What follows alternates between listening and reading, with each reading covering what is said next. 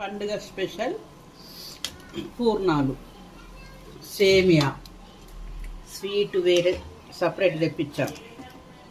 తర్వాత అన్నంలోకి fried rice, sambar, బోడకాకరకాయ fry, ఆలు ఫ్రై, పాలకూర పప్పు.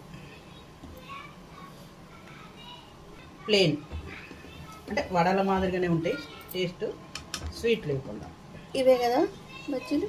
ఇదే చూడండి టేస్ట్. అబ్బో కాలుతున్నాయి. సుర్రు అంటది.